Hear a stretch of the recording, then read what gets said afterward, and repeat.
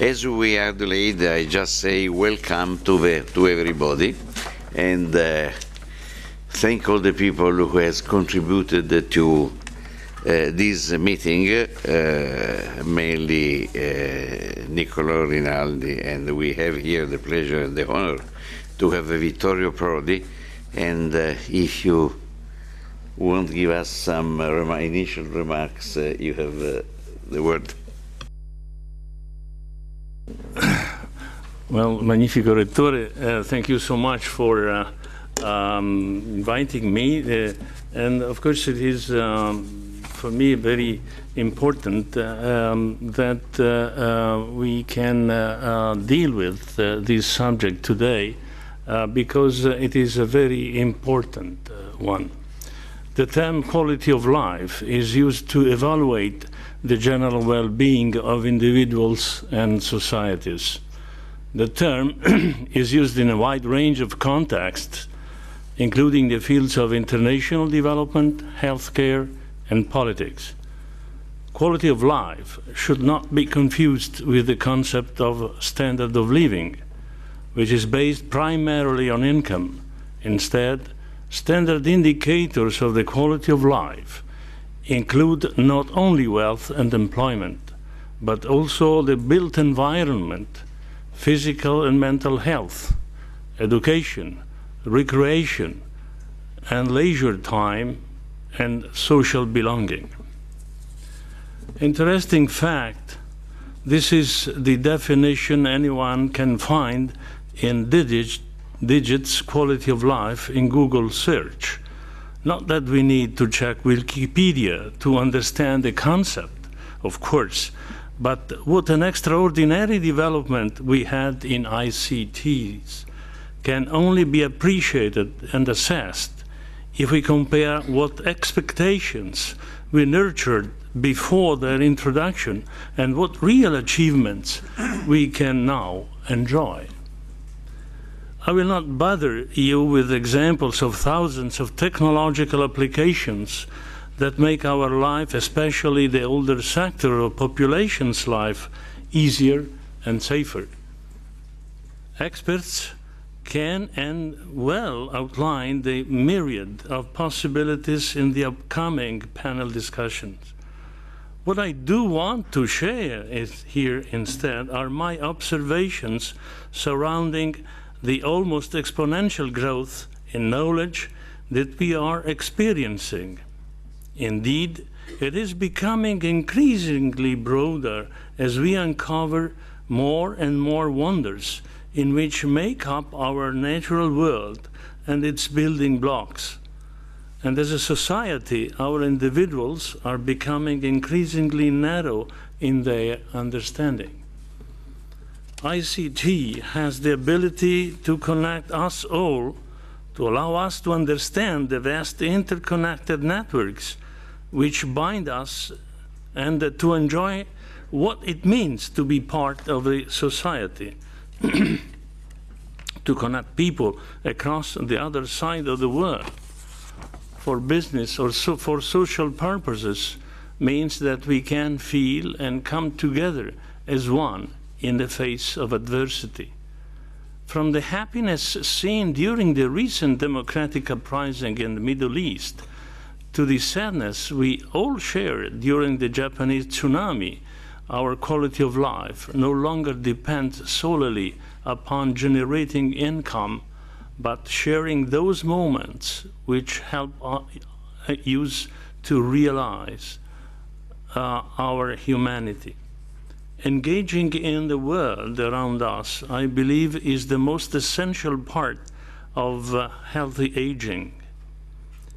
ICT allows us to grow old with dignity, to be active members of our communities, and to be one click away with programs like Skype from those we love. So you see, I prepared a good deal of these contacts with my 13 grandchildren. So you see, this is something I am looking forward to. In short, It empowers those to feel strong when they are at their weakest, and for that we can all be grateful. Well, as long as we can all members all remember our passwords. That is one of my troubles, you see. You see.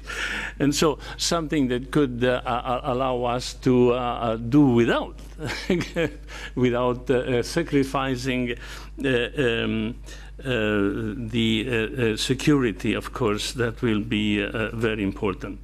And then, so we can use ICT to fight solitude with social networks, improve, like we are dealing with this morning, health and safety, and with this specifically in a very important sector that is specifically in short of resources. So this is the rationalization of an improvement with ICT while keeping the expenditure in control. It is extremely important. And then, of course, all the e-learning and access to knowledge is also guaranteed by ICT. So the world is changing, and thank you for helping us to understand how well this is doing for us all. Thank you, and thank you for your work, because we are here to learn what you are proposing and to understand what can better help each other. Thank you, your excellent rector. Thank you. I don't think that a better introduction to the meeting of today's meeting could have been done. Mr. Prodi has just focused the problem, a big problem that we are now, we must afford the quality of life, which is an important concept, a complex concept, and to eviscerate in all his aspects, these problems mean the effort of an interdisciplinary activity. And I think that the introduction specific to this item is the first talk of today made by Maurizio Talamo, whose title is the Digital Agenda, Collaborative Tools for Enhancing Quality Cooperation and Sharing Knowledge. If you want, no, just a little bit. Okay, now I will present a project idea that is coming from an experience and research idea that coming from Giuseppe Novelli and myself about a new model to deal with a continuous treatment and diagnosis for aging.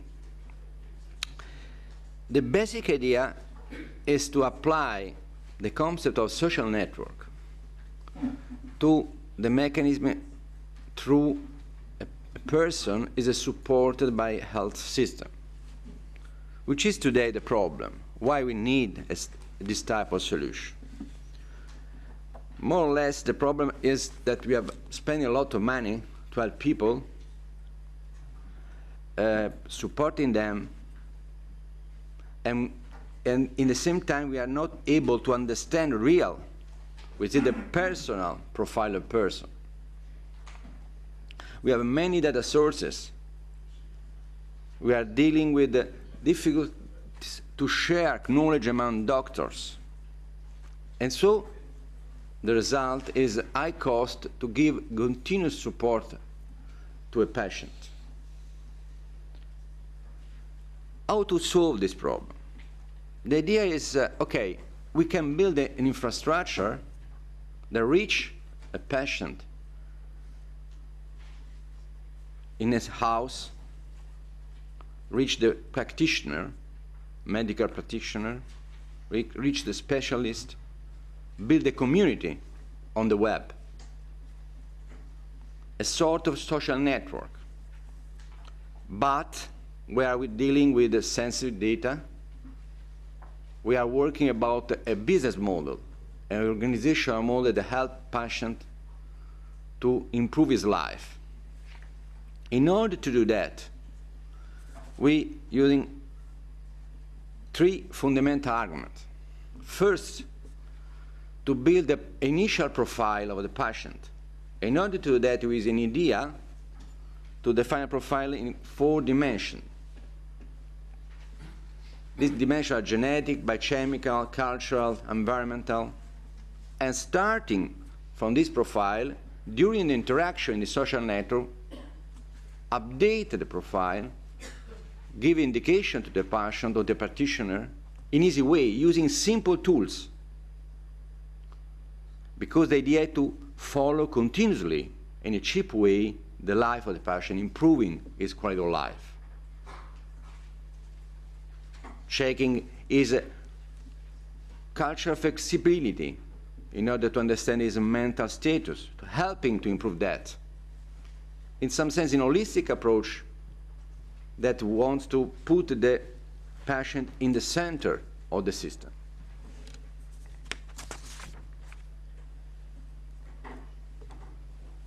So we think that we are giving a concrete answer to the statement that we name personalized medicine. It's a good word.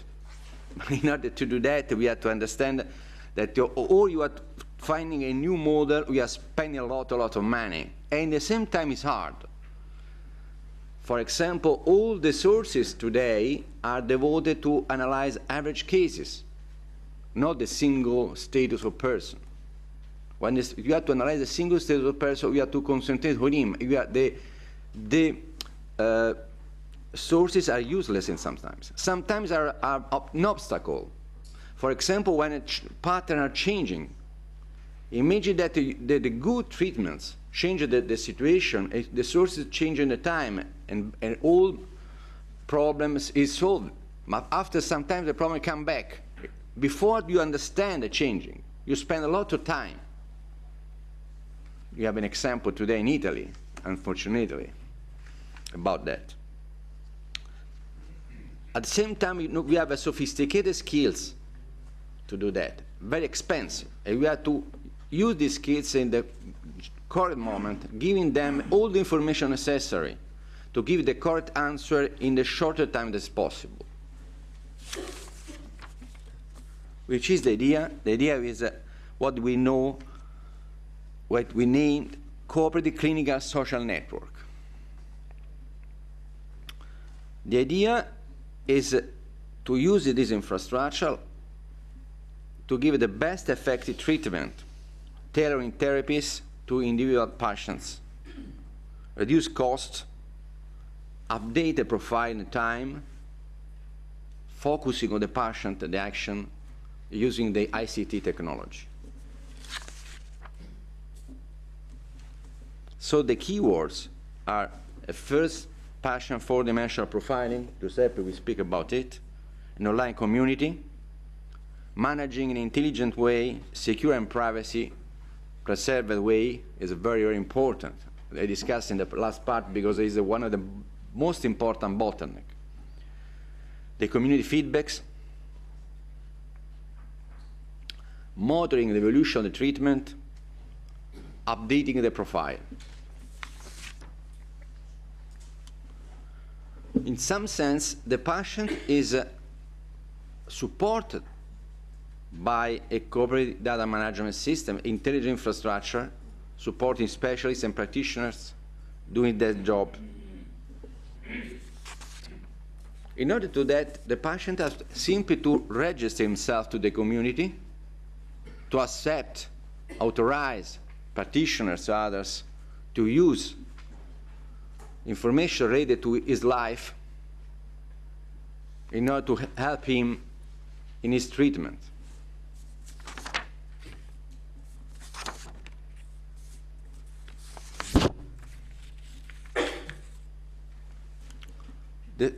concrete first step in any scientific process. You need a stable set of knowledge from which to start.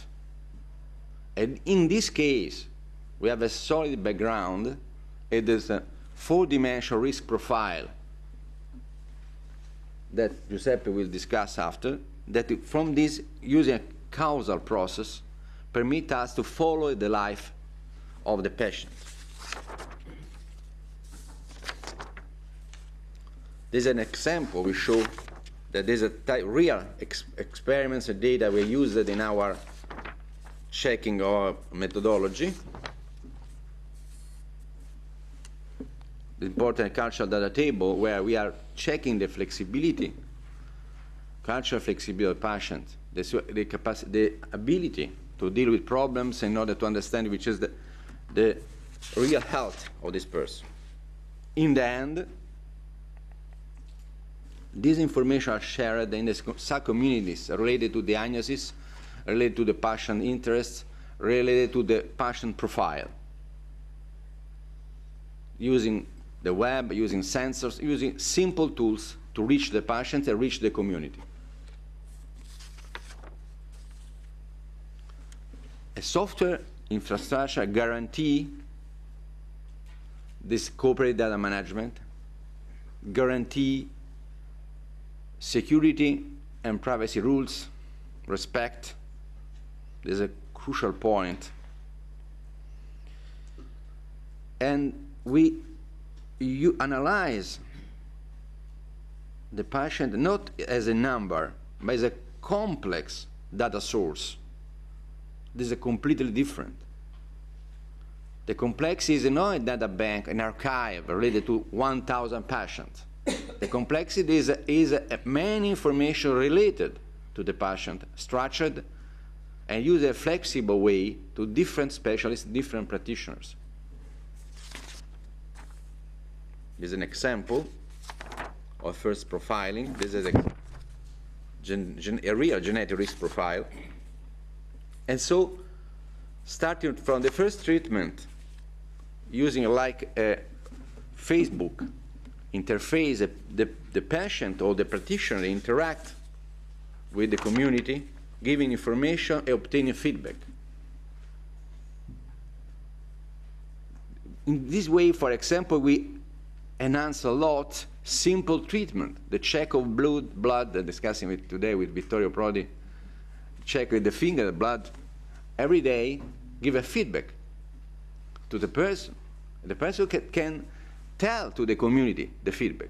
And this helps him to be, not only to have, if I have a problem, but to have warnings, for example. Be careful. It's a completely new concept.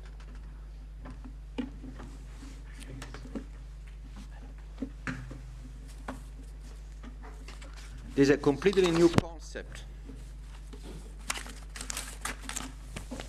that we are dealing. Sorry. In this way, we create a cooperative community. Any sub-community is devoted to deal with a particular type of diagnosis or treatment. They are interacting one with each other, helping the patient. And the internet, the web, is the tool to do that.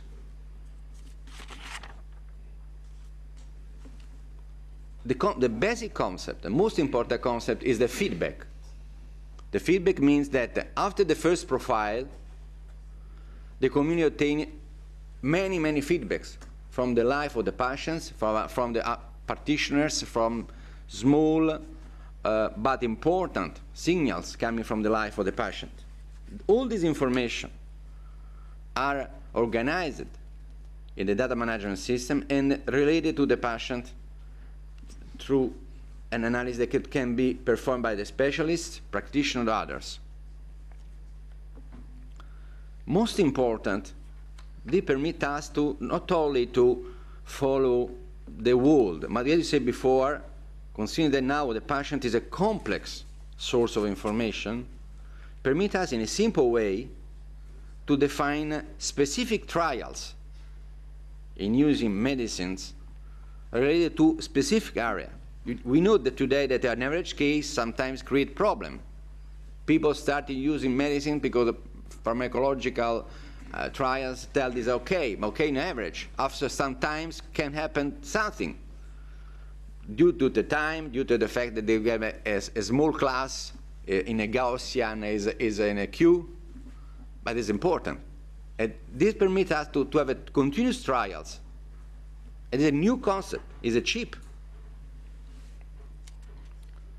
And this trial permits us to update again the profiles.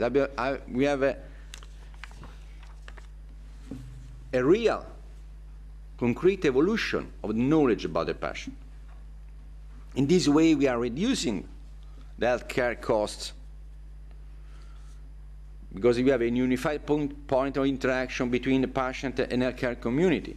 We have a shorter treatment. We have an early diagnosis. Most important, we have giving continuous support to healthy aging patients. Because why we are speaking healthy aging? We are speaking about healthy aging because here the continuous support is the most important. So you have to ask why aging? Because continuous support is strategic in this area. It emphasizes the role. So, but how is difficult to obtain a patient-centric medicine in this way using a community? This is related to the cooperation infrastructure. The cooperation infrastructure need to respect a critical requirement that is true for any social network, any infrastructure. We know that people starting in Europe to do new social networks have a lot of problems. Because a cooperation infrastructure is too easy to use and trusted. It's almost a contradiction. For example, you need to have a voluntary involvement or general practitioner specialist in the community, but at the same time you have to certify the role and the professional profile of these guys. You are making easy to update and certify data sources and validate the data quality levels. So at the same time you permit to almost everybody to update data, but at the same time you have to be sure about the quality of the data. There's a problem of privacy or integrity, others. You have to make easy data sharing, but at the same time you have to permit to the patient to drive the process of using the information ready to him. This is really important. Otherwise, people not want to use it, because if some insurance use the information related to my sick is bad, no? We know well. So, in this sense, we are facing a concrete experience related to a sophisticated identity management problem. The only advantage that we are a business model, we know what we are doing. We have an organizational model, so we are clear the organizational requirements in which solve the technical problem. In conclusion, we would like to deploy this model, contributing to the European innovation process, supporting activity healthy aging with showcases, application, and methodologies ready to be transferred. We are ready to give a concrete solution. We have experiments, software, ideas, and now we have the moment to, in a short time, show that it's possible to do that in concrete cases, to give evidence that we are improving the quality of life of people. Thanks a lot to everybody.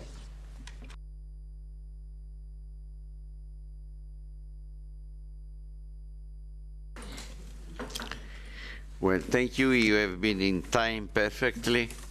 There are questions or comments on the presentation of Maurizio Talamo.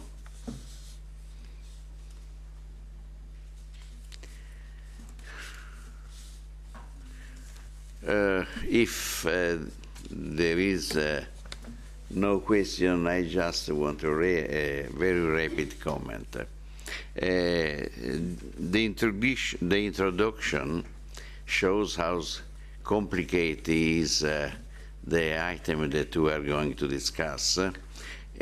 But we must be aware that the world is changing, but the population and the related problems are really a big challenge.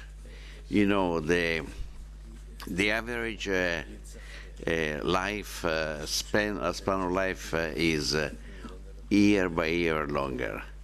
That means that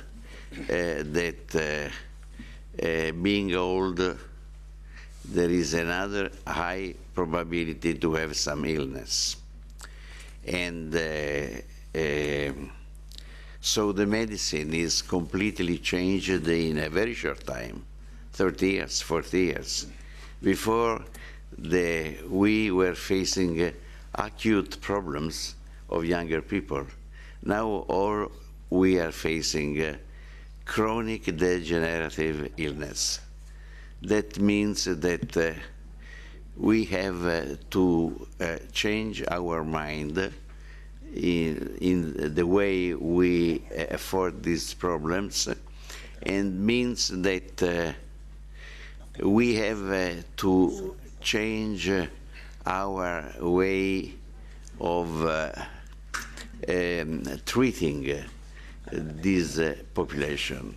Prevention, diagnosis becomes very important tools rather than treatment, because treatment means that you are ill, you are sick. Prevention, we can delay or just minimize the effect of this illness. And the way to do, we will be discussed later. So,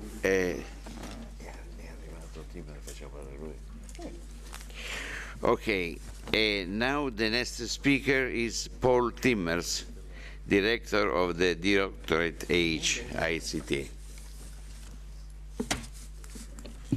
Thank you very much, Mr. Chairman. Thank you very much for inviting us to give a presentation here, which I will focus on the aspects of active and healthy aging, and in particular the European Innovation Partnership on active and healthy aging. We were lucky to arrive here just in time because traffic outside is a bit problematic with the things that are happening. But I was transported in the real fast Italian way, on the back of a scooter driven by my assistant. So there's always a solution for whatever, as long as you are inventive. This is an example of that. So putting up some slides, telling a little bit about the activities on innovation for a better quality of life and healthy aging. In particular, if I can have the next slide. I will tell about the European Innovation Partnership on Active and Healthy Aging that is currently being developed. This is a unique venture that we have talked about with a number of people a lot over the past year or so, and it's a cooperation to accelerate innovation and to overcome innovation barriers for the purpose of active and healthy aging. And the overall objective is to increase healthy life years by 2 in the year 2020, and underlying that is to realize a triple win, meaning improving health and quality of life for citizens, improving the sustainability, reducing the explosion of costs of the health and social care systems related to aging, and thirdly, to create business opportunities to have a larger market to enhance competitiveness of European companies. And interestingly, of course, in the European market, but aging is striking everywhere, so if we have a solid basis in Europe, we also have a great opportunity, is what everybody tells, in the international market. Now, if I take the next slide. An example would be if you look at a topic like Alzheimer's, but in fact you can mention many, many other topics, and the figures are staggering.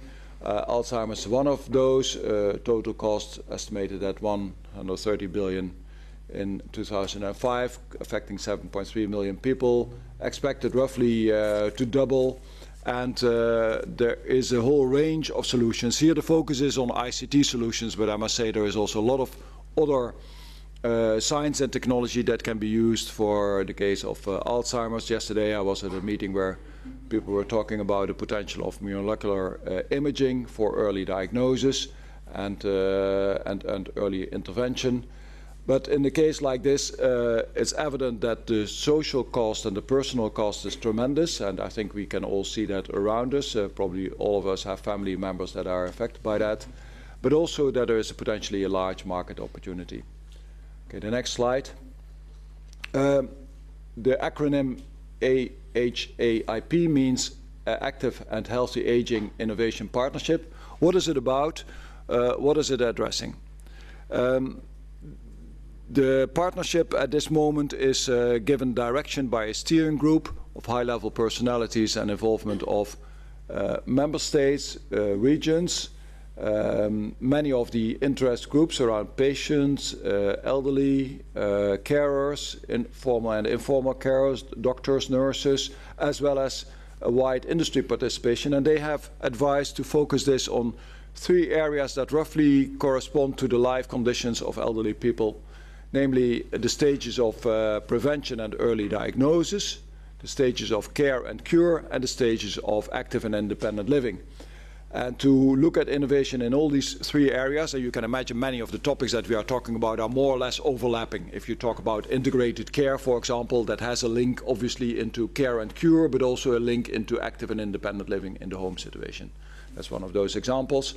To look at innovation in those areas, and also to look in particular at framework conditions that are potentially blocking innovation to reach effectively people and markets. And one of those will also be to collect and systematize evidence that shows that solutions work and that it is a wise investment that will pay back in a reasonably short time. Again, yesterday there was an example of that. In certain areas there's a lot of evidence, but it's always the hockey stick effect. You have to invest now in order to get the gains later. So one of the challenges will be, can we reduce the gap between, let's say, investment now and benefits tomorrow. So the next slide. This European Innovation Partnership has had an extensive public consultation that was running early this year with over 500 responses. Now that's a large number of responses, but what was especially interesting is that almost all of those responses were accompanied by ideas about what to do or offers about acting in the field of active and healthy aging. And we found also very striking that quite some responses were not given by individual companies, organizations or individuals, but actually by people that joined up specifically for this partnership response, so that themselves were already building partnerships. And they identified a set of barriers, main barriers to innovation in this field of aging and health.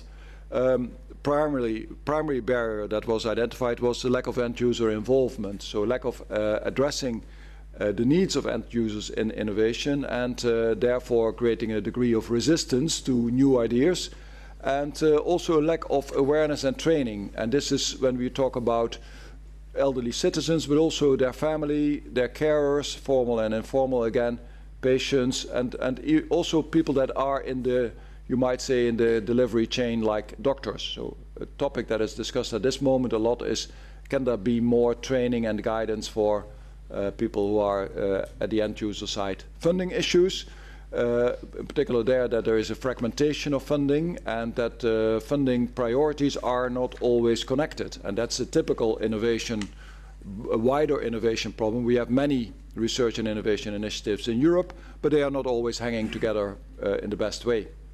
Evidence, I already mentioned, a key issue.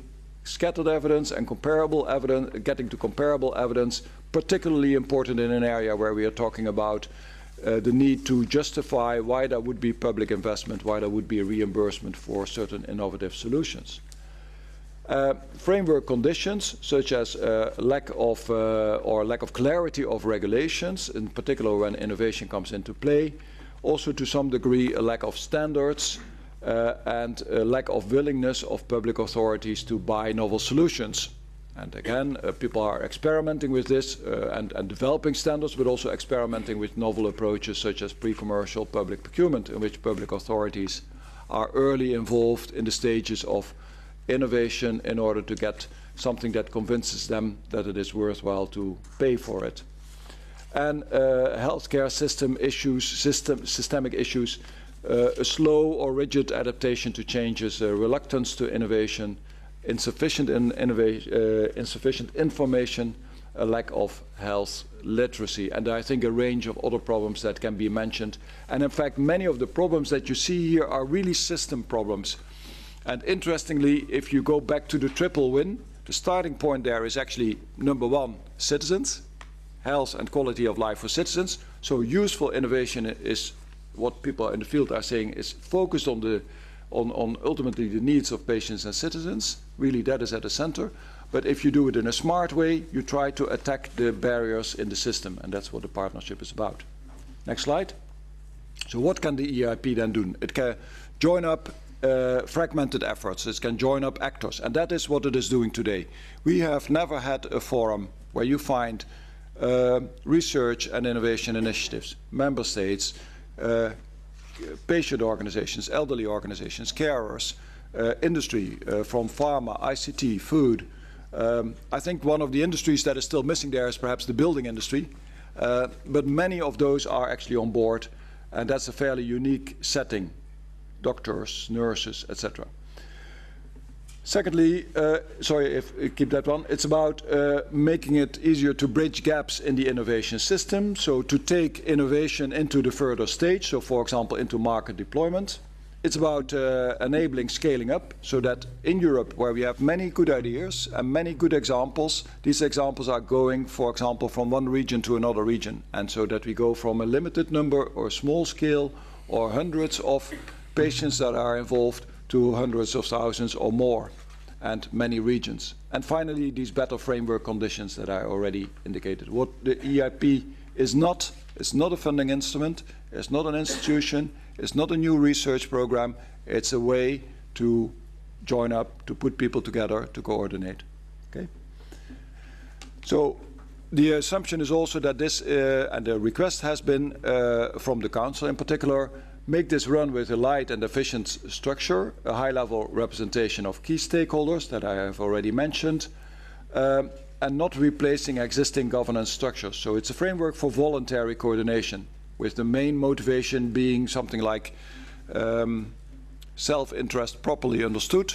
Everybody is there because they see that they can get themselves something out of it, but they also see that they need to work together with others in order to achieve their own goals. And the deliverable will be a strategic implementation plan, which is now in its finalization stages, that identifies the key opportunities, identifies barriers and actions. Next slide. If we can then have the next slide. The strategic implementation plan, SIP, identifies the areas with the highest innovation potential. Is it relevant work to the target? So will it ultimately increase the healthy life years, the quality of life, the efficiency gains, and unlock market opportunities? And here we have quite a methodological challenge, because healthy life years is easily said that they should increase by 2, but how do individual actions actually contribute to a healthy life years? And I think here we need to have both kind of practitioners and academics and also policymakers, in fact, working together to get to a sensible way of measuring the outcomes and then translating that into impacts that will ultimately build up to 2 healthy life years. Defining actions that will overcome the barriers, so not only individual actions, but actions that really set an example. How do you overcome the barrier, for example, of the fragmentation of funding or the lack of acceptance of innovation? Involving the stakeholders and investors as main actors, the demand side and the supply side, so users, NGOs, the public authorities, the insurance companies, and the supply side, industry, the service providers, the research and innovation community, and also you might say those that can provide some of the oil or the glue, like the financial world being present there. So venture capital, for example, is also part of the steering group. And as major inputs, not only the public consultation that has happened, but a lot of work that has happened in the meantime in working groups on those 3 areas that I have mentioned before: prevention, care and cure, and active and independent living. And we have received, as a consequence of that, it was a bit of a challenging exercise to ask, so what are now the concrete activities that you would like to do as participants in this exercise, to which you can commit? And we have received for that 130 submissions of concrete actions that people wish to execute. Now that's going to be a bit challenging to get to a good focused approach, and getting the focused, concrete set of selection of actions is what is happening at this moment in the discussion about the strategic implementation plan. The next slide. And I think I'm getting to the end of it. The milestones that we see are, or that we have had and that are ahead of us are the discussions that have been happening at the political level in the European Parliament in particular, which has been very helpful and supportive, and there have been held many debates in this House around the themes of health and aging and active and healthy aging and innovation. Competitiveness Council conclusions. The European Council had conclusions on the 4th of February, where they welcome this initiative and are looking forward to the outcome of the whole exercise. And then the setting up of the Competitiveness Council that decided how to have member state representation in this development, as well as the meetings of the steering group that have been held now twice. The high-level representatives in May, and just last week a meeting has been held with the intention then to have a further meeting before the end of the year, and then to deliver this strategic implementation plan, which will have a focus on a limited number of activity areas in the domains, in the 3 domains: prevention, early diagnosis, care and cure, and active and independent living, and accompanied by a set of what we call horizontal actions that make it easier to address a number of these systemic barriers, such as around legislative clarity or standards or other issues. So that's about the milestones. I don't know, do we have? So I can give some examples of the type of work that can be done, but a bit technology focused. And I want to emphasize here, this sounds a bit like as if technological innovation is the only thing, but I really need to emphasize that this is about innovation in a wide sense. It's about organizational innovation, it's about innovation in financing, it's about innovation in what is called social innovation. And in this area in particular, it's very challenging, but also very attractive, because not only it's a major societal challenge, but also because it's one of those areas where really technology can enable social innovation, and social innovation is almost like a precondition for technology to be successful. So you see forms of innovation coming together here. One of those would be in the field of integrated care. Integrated care meaning to connect the various steps in the care system, from health to social care, from institutionalized care to home care. Bottlenecks in that area are that there is a mismatch between the supply and the demand, that the care structures are often fairly rigid, and that they are in silos. They are compartmentalized. In a number of regions and countries, you actually see, quite interestingly, that there is someone who is on top of both the health system and the social care system and is able to shift budgets around, which is a tremendous facilitator for this form of integrated care, but that's not happening everywhere. And the outcomes, the fields where action could be happening and where you could deliver would be things like creating the continuum of care, having a large-scale adaptation of already proven pilots that are enabled, for example, by e-health, have social innovation, and have EU-wide cooperation on HTA, so health technology assessment, which will help us to provide the evidence and to make the connection to the 2 healthy life years. Next slide. How would it work in terms of the instruments that we have available? There are instruments here like the Framework Program, FP7, the CIP is the Competitiveness and Innovation Program, the structural funds, and integrated care as a concept could help to make research and innovation flow easier through these chains of programs, through this system, in order to be delivered at a larger scale.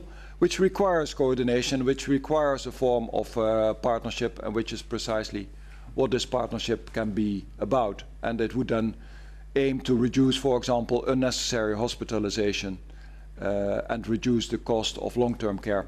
And the pilots and experiments and actual practices that are running have shown that this is possible. It's just we don't do it at large scale. In the field of active and independent living, medical technologies would be one of those areas. Let me not talk too long about it, but there we have issues like the lack of standards, the lack of interoperability, fragmentation in terms of certification schemes, and again also the weak demand between supply and demand. And this is an area where you could think, for example, of pre-commercial procurement as one of the instruments that help to connect actually the demand side, the public procurement side, to the supply side, the innovation side. And at the moment we are doing smaller scale activities in pre-commercial procurement in the framework program. Next slide. And then finally an example about fall prevention. An example where you can see that this is affecting many elderly people. 1/3 of elderly fall once a year. It is costing us a lot of money, but at least as serious is of course the pain that this causes to people and their families, and in many cases actually it's the end of independence. It's an area, the reasons why people fall is actually a symptom rather than anything else, and what are the underlying causes? They can be multiple, and there are ways with training, cognitive training, physical training, monitoring, better medication advice to significantly reduce the risk of falls.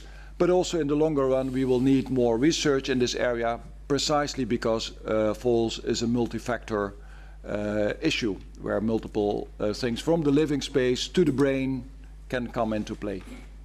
Okay. So let's skip this one, it's more or less the same model. Finally then, to recap the way that at the moment the work is progressing, there is a steering group that gives the overall direction, supported by stakeholders, supported by Sherpas, and involving stakeholders at a wider scale. A set of workshops have been held that has delivered us building blocks for the strategic implementation plan, and from that we expect that concrete actions will be launched, as well as existing actions can become part of the whole European Innovation Partnership exercise. So that, for example, integrated care will ultimately in the next years become a reality at a larger scale in Europe. Okay, so the next steps is to focus on the low-hanging fruits, those actions that can fairly quickly be started, and to start delivering those actions in the short to the medium run, with a wider involvement and commitment of players at all levels. And I cannot give the end result because still work is in progress. We expect in the November-December timeframe that then the plan will be delivered. So sorry, I think that is what I want to present here about the European Innovation Partnership on Active and Healthy Aging. Thank you.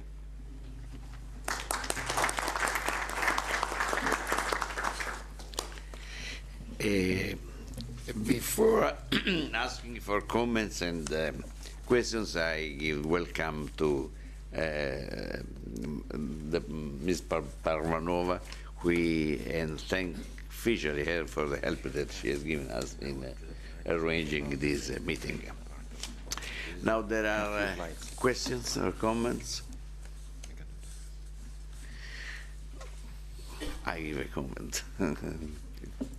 I will say that what you heard in this presentation of Mr. Timmers is a deeper introduction to the theme of ICT and health. One question is, we are using at the best the technology, focusing the use of technology in health of the population. I don't think we do that. You heard of Alzheimer. Alzheimer is really a disaster in our world, and we have drugs that are very costly for the stakeholders. But we know that treatment of Alzheimer has very, very good, very little significant, because the treatment has almost no effects or very little effect. Otherwise, if you can identify the pre-illness, I mean some symptoms or some situation, the treatment is effective, and 80–90% of the population can have give a delay of 10–15 years. And if you think of the age of usually comes Alzheimer, is a very, very important effect. We can identify this, it's possible.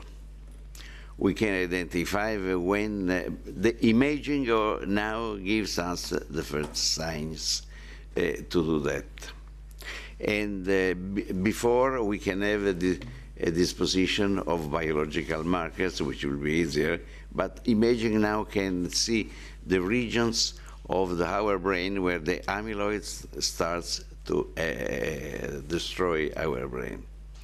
And what was demonstrated is that the zone of incoming are different, and it is not only amyloid that gives Alzheimer's, but there are other different metabolites.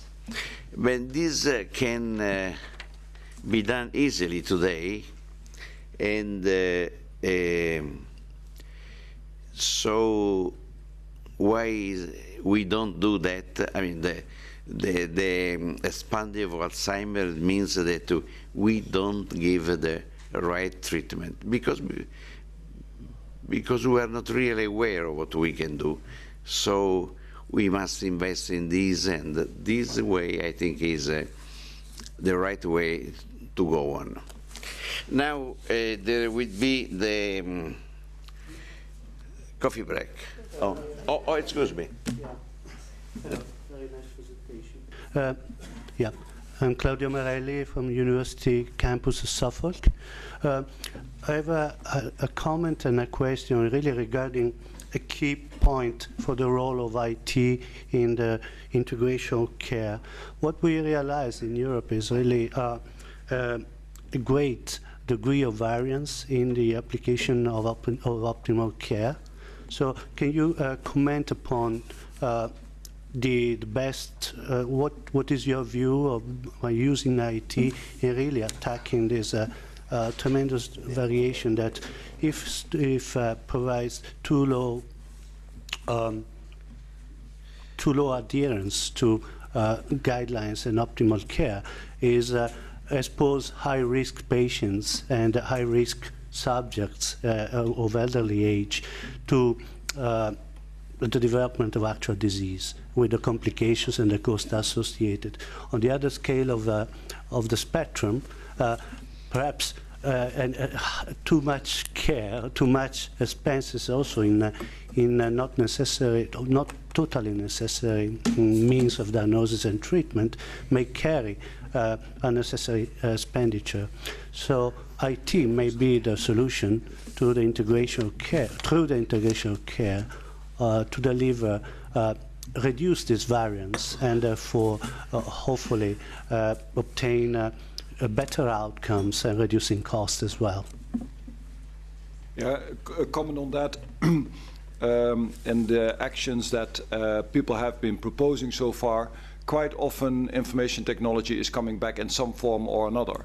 But let's say the focus of the partnership itself is not necessarily on the IT side, even if it is it's a very important component of it. What people do say is that where they come today with the practical examples where they actually have evidence that there is an improvement possible, and so why is there so much variation across Europe? Very often these examples are IT-based, and that helps to provide the evidence and the comparability.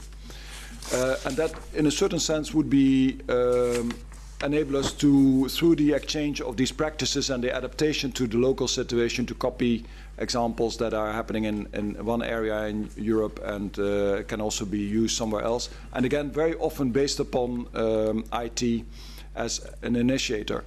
What seems to be appearing from that is that we do need to have more of a health infrastructure, an IT-enabled infrastructure. And that, of course, people speculate about the many possibilities that that has. In a systematic sense, from the side of the European programs, we do work on that. One of these examples is to have electronic health records and the interoperability of these electronic health records across Europe. That will enable us both to give better cross-border and integrated care, as well as ultimately to collect also, you might say, better insights in what you just were mentioning, what is the effectiveness of certain types of treatments, because there's a lot of additional information. There's another side, and in a certain sense this is, you might say, for people that are at the high end of the IT side, they might say it's a bit boring because it's just IT as we have it today, we can just use it. Why don't we use it more? There is also a higher end side to it. There is very advanced IT that is being developed in research, that is being tested in innovation settings, that ultimately may help to take kind of a next step into, for example, personalized medicine. We aren't there yet. There's a lot of potential that is indicated. These are developments that may tie into something like the European Innovation Partnership, perhaps more around bundling expertise, because very often these are the fields where you see that you need to bring multiple disciplines together. So we are very pleased, I must say, that in the partnership, two of the more advanced initiatives have also decided to join in. One is called the Joint Programming Initiative, actually on neurodegenerative diseases, Alzheimer's. That gives us also a longer-term perspective, and I think you rightly pointed that out. And the other is the Joint Programming Initiative on More Years, Better Lives, which is also looking at multidisciplinary approaches to the challenges of aging, where indeed IT and advanced IT is a component, but where it's really realized that you have to bring this together with other scientific disciplines. Now we have Mrs. Antonyia PARVANOVA, who makes some remarks. Thank you very much, and welcome everybody. This is probably fourth or fifth session on this topic, and I'm very glad that actually constantly and regularly we meet, because it's not easy to find a way, especially without discussing with all stakeholders and partners what might be the right priorities and how to set the agenda. So what we have seen with Paul Timmer's presentation, this is a very good, I should say, academic exercise, and I could hardly imagine anything else that could be added. So it's about everything, and it's probably about how the Union and the world should function in a perfect world. I don't know whether it is achievable. That's why we are here, and that's why we, with my colleague Niccolò, decided to host this event, because for us as policymakers, there is one very difficult question. What to pick up from this wish list that we could actually finance? The public health program for 2013-2020, for the next 7 years framework, is under threat, I should say, because there is a great, the funding of the program is under threat because there is a great desire and pressure from different other programs that there should be a shortage for the funding. And this is the same for all public health programs across the Union. All member states actually have experienced the first cut of their public health funding from the finance ministers. They started actually with public health and with the health budgets and also the social budget. This is something that needs to be discussed, because if we talk about innovation, innovation is not cheap. It's very cost effective, it's very efficient, but in a long term, in the short term, this is investment. So how this investment actually needs to be financially supported, that's an issue. And that's why here we as politicians would like to find what might be the priorities that will have the greater added value, and how we could achieve actually in these 10, even 9 years, 2 healthy life years, which actually 2 of all the 70 or 80 years that we live will be those which will be added. I don't know, it's kind of a difficult target, and those that have set the target, probably now they are asking the partners to propose how it could be done. I could not figure it out, but I'm very interested to hear from you. And also, what will be actually those priorities that will have the most added value that deserve to be financed? Is this the non-communicable diseases? Is it mental health or neurodegenerative diseases such as Alzheimer, etc.? Is this the healthy lifestyle, physical activity or diet or alcohol or tobacco consumption? Which of those or range of those, which of those priorities will have the greater impact that deserves, under the constraints during crisis, to get the best financing? What will be the projects actually that will bring evidence? Because with the pilot projects, we will bring some more clarity, and then we will know where the greater financial portfolio should be actually directed. To me, there is a difficulty in finding out what is the balance between the sophisticated and the simple. When I say the sophisticated, this is at a large-scale funding to everything and to very expensive procedures, but policies as well. And the simple, this is just the right target. I don't know what might be more cost-effective and in the end more efficient as regards to the target. But one thing is sure, and I admire this initiative, that we have to talk with everybody about the problem of the aging population. It has a greater social impact, health impact, it has economic impact, it has an impact as a policy in Europe and further development of the idea of European Union. How are we going to cope with the challenges of crisis, social, economic, financial, values and everything, and how we actually will continue keeping the balance of our society with the aging population? Do we need to import workers? Do we need to be more tolerant and to open labor markets? Do we need to do something as innovation in the economy to have better better financial stability, or we have to keep ourselves healthier and probably to extend the retirement age and to get retired at the age of 70 probably? Is this our future or the future of our children? How do we deal with this? I don't know. So that's why we are here, to see proposals, to listen to you and see what we actually could do. I don't think we will have the magic pill or the magic solution for the next 10 years so that we will become immortal.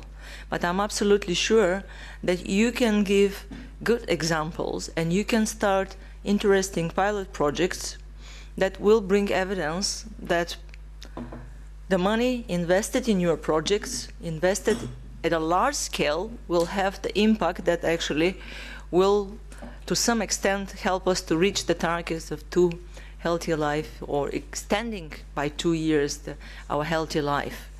So this is the main purpose of debating again and again. And I think this is very important also for the Commission to have these ideas and to figure out better activities, and especially to figure out how to and what to finance, because they have done their homework. As you can see, on paper everything is perfect, but the main idea is not to be perfect on paper, it's to be perfect in life.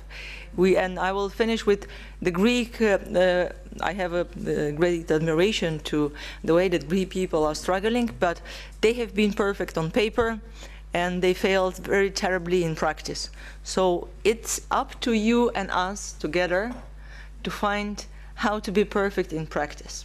Thank you very much, and good luck to everybody.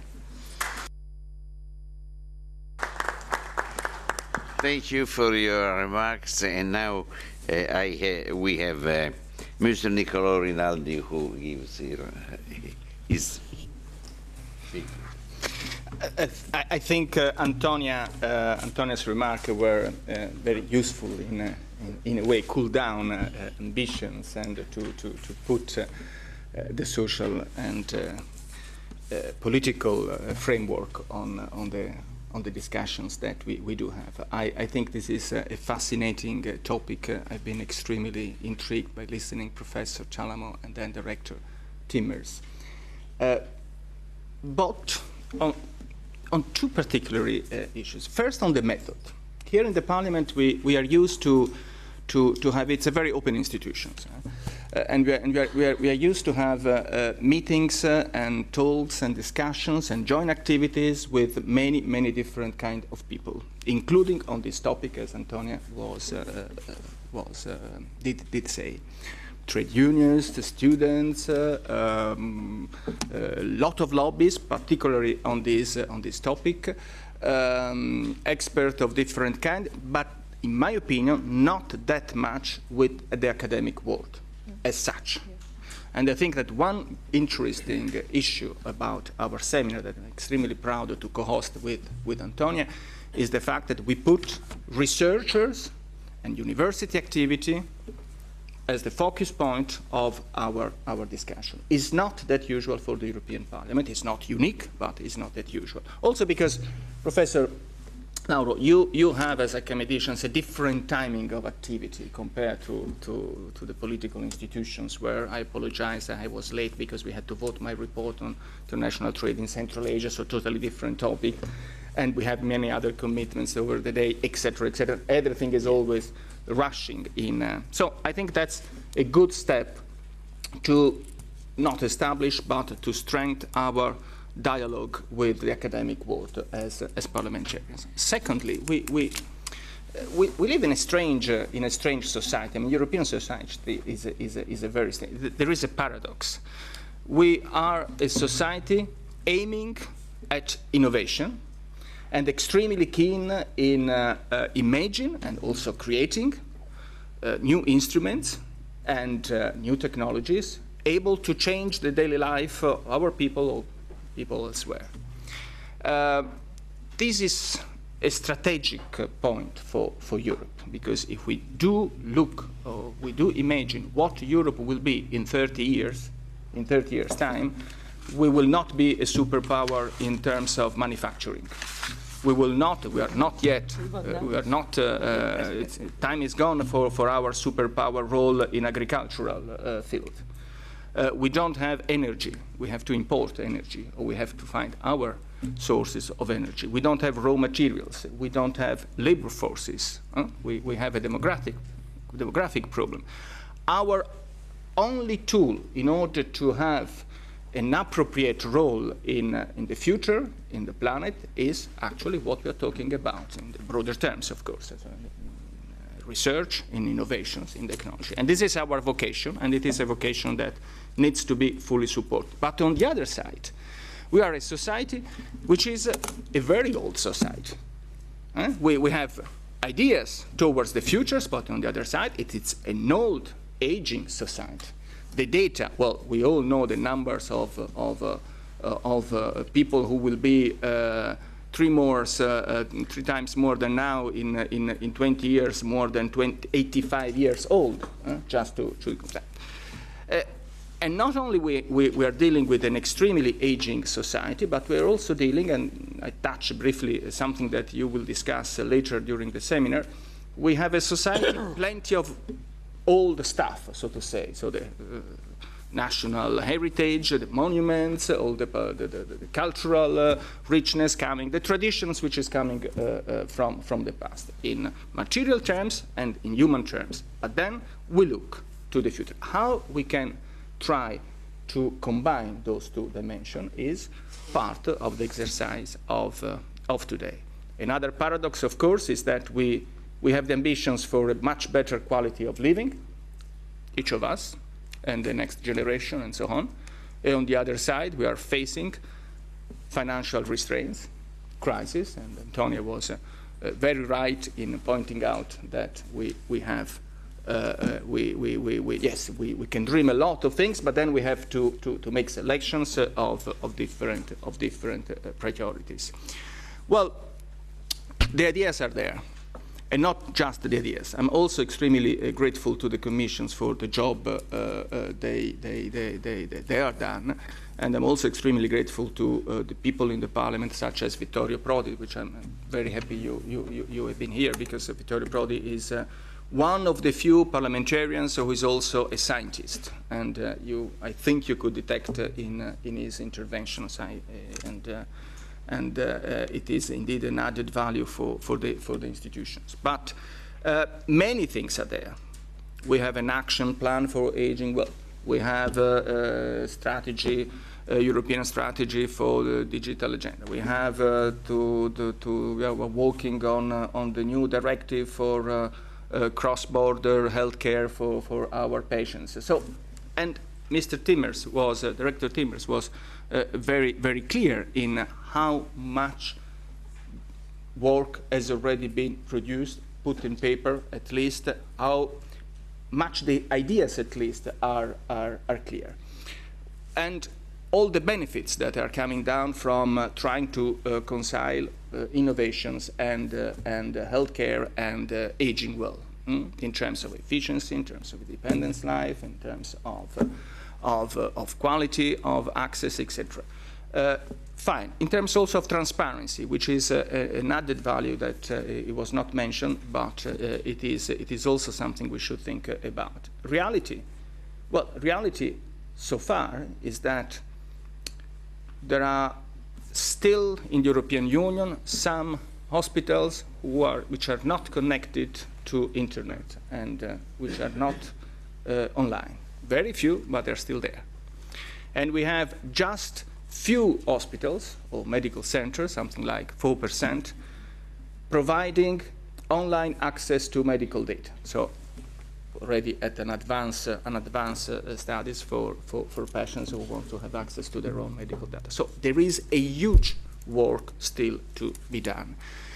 I'm a bit more optimistic than Antonyia because I see that we have constraints in terms of funding, clearly, but on the other side, the market, and Mr. Timmers was mentioning that, is huge. Is huge market. There is a huge market.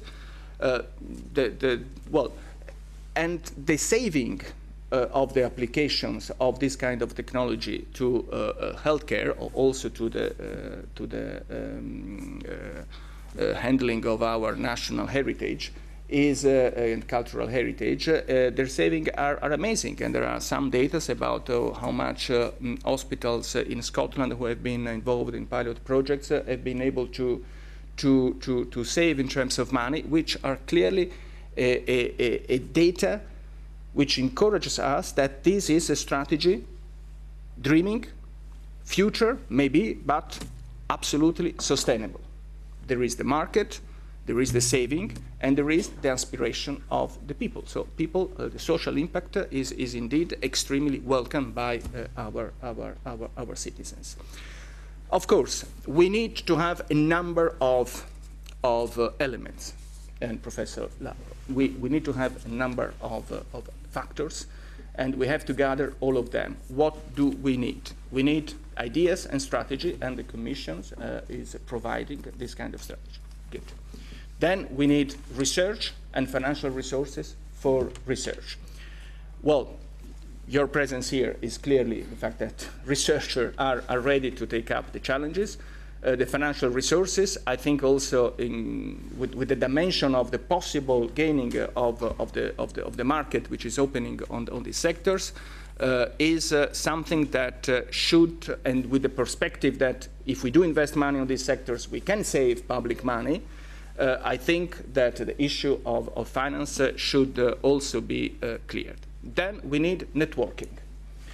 which is crucial because networking among researchers and networking among political and executive institutions such as European Parliament and the Commissions, and of course the world of university and all the academic arena. And this is a small contributions to this kind of networking. But I would say that we also need two other elements. One is the political will. And not always our political willing is thinking to this kind of future scenarios, because the European policy now is more and more focusing on well, contingency, emergency plan, employment and the financial crisis, and so on. So it is important that the political field is more recipient, is able to listen much more the perspective and the future scenarios that you're able to provide. But even more important than that, I think it's the awareness of the public opinion, of the citizens. We should not forget the wish for the citizens to have appropriate, easy assistance, cheaper assistance, independent in life, much more practical, etc. And many of our citizens actually have no clue about this kind of possibilities for a future and possibly for a very near future. And I think there is a huge role that needs to be done by everybody, certainly by the Commission, because the Commission has not been too vocal in advertising this kind of perspective in our society, but also from the political field and also from the university, because if we manage to have much more public opinion pressure, so to say, that means much more information in the citizens, the whole process also to find adequate financial resources and then connections and then proper implementation, etc., will be much speedier and much easier. Professor Laura, I thank you very much for having organized with my office and particularly with Alfonso Giordano, that I want to thank personally for all the energy that he had put for this seminar, as much as I want to thank the officials from the commissions and my dear colleagues Antonyia Parvanova and Vittorio Prodi. It is healthy for us parliamentarians to have the possibilities also to think to the future of our society and not just to the daily management.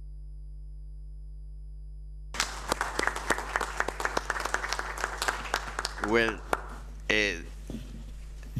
thank you for these words. I thank Mrs. Parvanova, Mr. Rinaldi. I think these are very important points that have been identified, and I must say these difficulties I face almost every day in my work.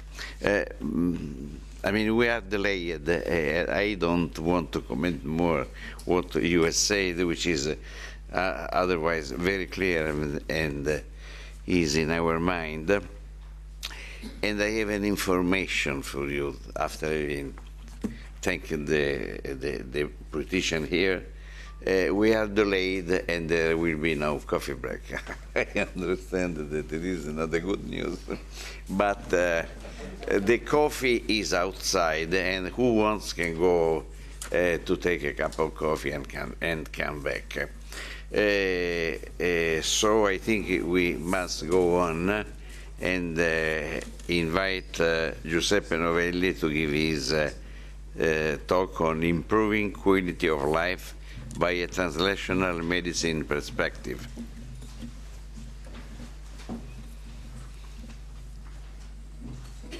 Il problema è che io non mi posso muovere per prendermi il caffè. No, non faccio. No, dove? Okay. 5 minutes for coffee. Praticamente adesso, ma io lo posso fare anche da solo.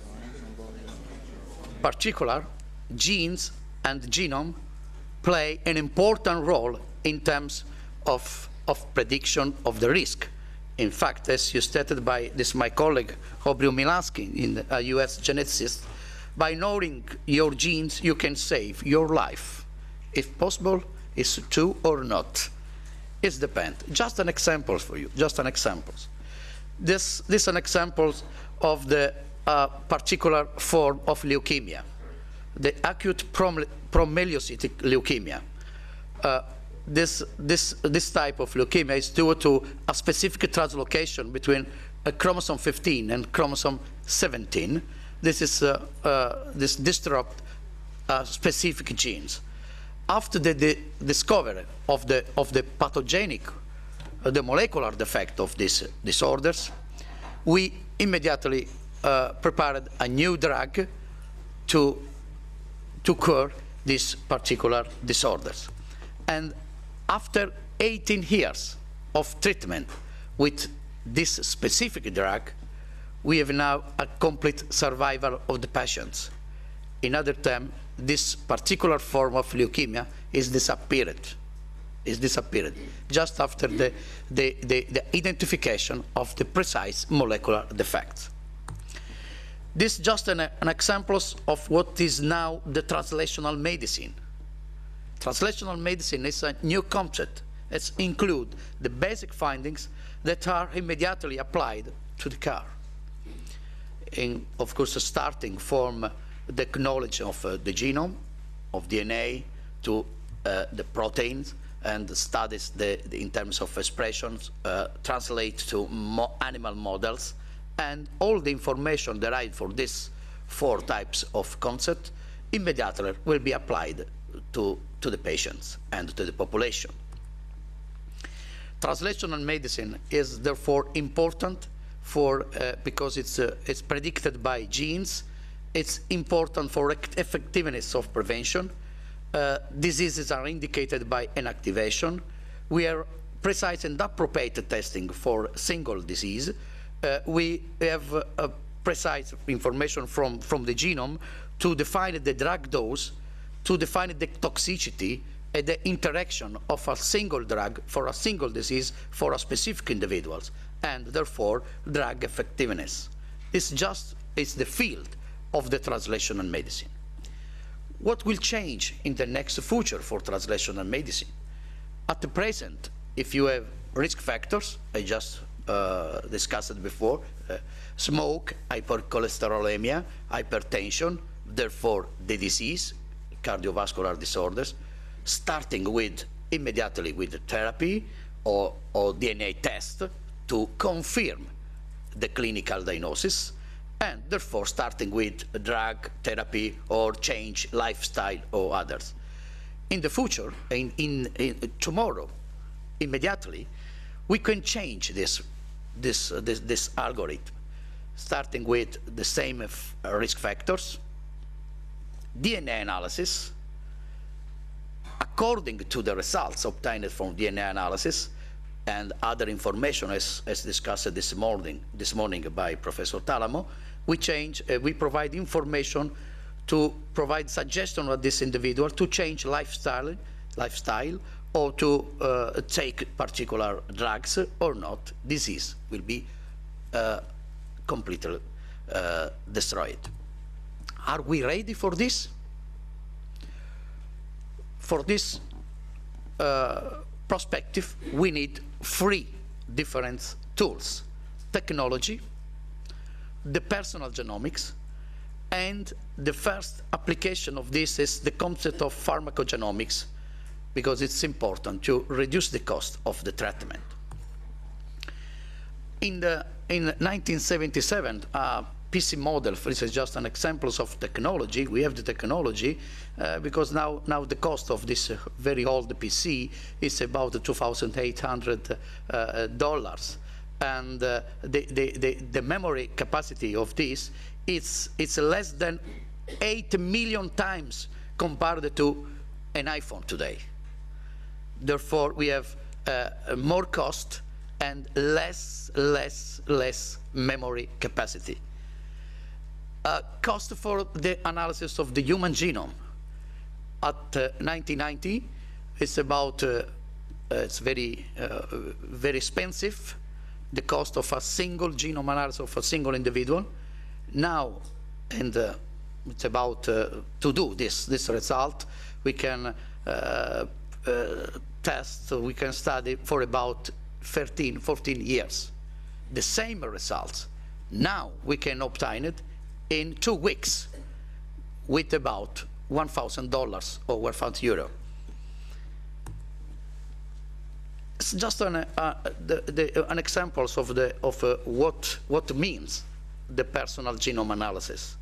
It's a DNA card. This is my colleague from UK, Stephen Quake. This has been one of the 15 persons in the world in which the complete genome has been available on internet now. Just after analyzing his genome, we found the risk for myocardial infarction, risk for diabetes type 2, risk for parathyroid cancer, risk for sudden cardiac death, etc., and a low risk for Alzheimer's disease. The problem is still health just after the genome analysis or not? In other terms, reading only DNA without integration with other information derived from family history, from clinical information in general, from biochemical analysis, it can raise many doubts and perplexity to use. However, we have this possibility. The first, just an example direct to use this in terms of clinical practice is the pharmacogenomics. The use of genomic information is today very useful. In fact, on the basis of DNA information, now we can give a single individuals about 200 drugs are available. For specific genes, you can modify the dose of this drug, for example. Or if you have a modification of some variation within this gene, you can avoid serious adverse reaction when you take this drug. Or if you have a more effective drug for example, lung cancer or others, for a particular drug, you can test before to give this drug the gene, in order to define if this patient is able to take this with the effectiveness or not after this. This is a recent review we published 2 years ago, but a lot of other drugs, other genes are available at the EMA or at FDA. The problem is the big variability of the human genome. Humans are more different than we would have ever thought. About 5 million of difference you can find between these two men when you analyze their DNA. And this is a very important and very big variation. We can look at this variability among humans, but with a very simple test. Another aspect, this variability is different between individuals, but will be changed also within the same individuals, for example, during aging. This is an intra-individual variability, and this variability increases with age. And now we have technology to monitor this. Another aspect is that genes interact with the environment. And this is a very classical and old slide in which you have here the classical examples in which the Pima Indians from Arizona, US, here, and in the 19th century, in which we are slim, lean, and athletic, and living in a very nice environment. What about today in the Pima Indians? This is the situation. About 50% of the population show atherosclerosis, diabetes type 2, and obesity. What is changing is the environment, but not the gene. The genes are the same. We know the genes in this period and as the same gene today. What is changed is the interaction between genes and the environment. Therefore, we need tools to understand how genes dialogue with environments. For this reason, as discussed this morning by Professor Talamo, the role of informatics and the new technologies, it's very important, because biological information without clinical information, without environment information, are very poor in terms of clinical practice. Therefore, we need to acquire this information in order to reach, for clinical information, accurate, rapid, and sensitive tests. We elaborated 2 years ago new tools. The name is Tor Vergata 3D Scan, in which we obtained information from clinicians and information from familial and environment data from a particular individuals, laboratory data in terms of cholesterol or other information. We took the genetic analysis, and we put together all this information in a software in order to obtain a specific risk for this specific individual, offer a small group of individuals from this population. When we put together all this information, we can obtain a very simple situation like this. Only on the basis of familial risk, you can have a scale from 0 to 5, for example. Based on only environment, you have the same situation, and only in terms of genetics, you have the same scale. One individual, when you integrate all the information, the global risk will be raised or decrease according to all the other parameters. Are we ready to apply this information for prevention and important disorders like cardiovascular disease? That's very important because it's the first big killer in the human health today. And we just started with a pilot project for this, and we decided to put in a single chip many genes involved in atherosclerosis. The atherosclerosis is a very complex process in order to have this, and very different variation with this group of genes, about 15 genes. You can define the single specific risk for a single individual. Many of these genes has been found from different labs in the world, in UK in particular, and in my lab. And we just to obtain this information to monitor different people. In terms of population, when you use a lot of 5 or 10 of this gene, and in a very large population like this, for example, 15,000 individuals from African American, you can obtain this histogram in which you have people carrying all 5 or 6 genetic or genes at risk are in this, just in this group. Other people are distributed in the other scale. Using this particular histogram, you can define the risk for group of individuals. Now we are ready to put all this information in a very simple digital transformation tools. The next step is to putting this online, as Maurizio discussed this morning, in terms of wireless, in terms of key metabolic and physical variable and other individual. We can put together post-genomic information in order to obtain a very complete profile for this specific individual.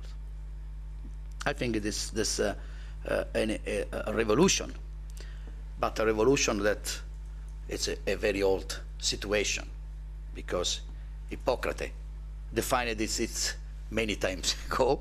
It's far more important to know what person the disease has than what disease the person has. This is the very important concept of the translational medicine. Thank you.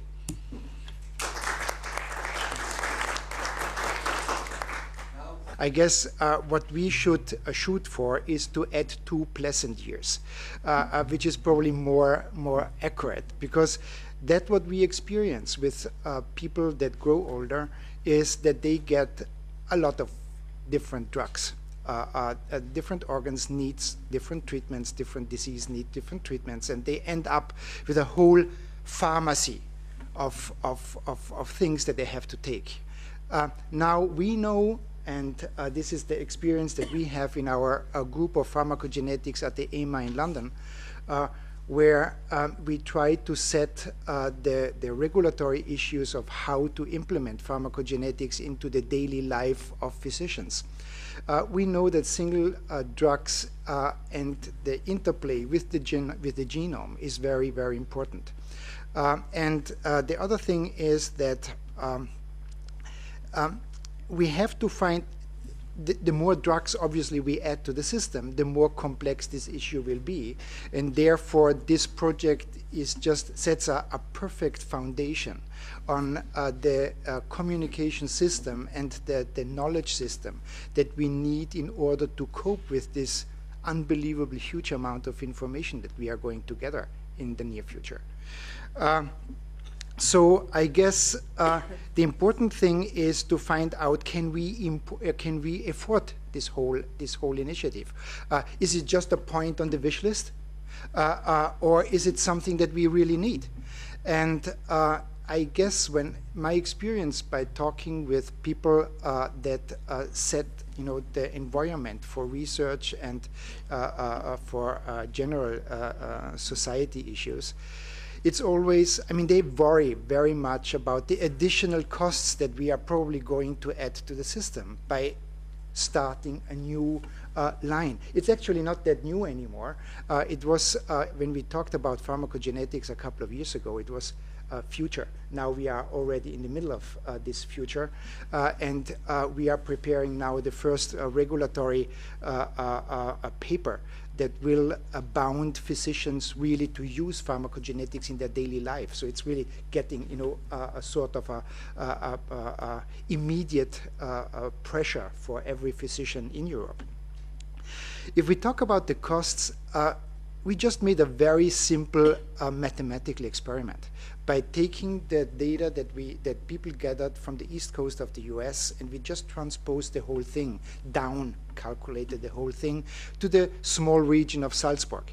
There are 500,000 people there. However, we spend every year 100 million euro for the treatment of adverse drug reactions. This is not treatment of disease.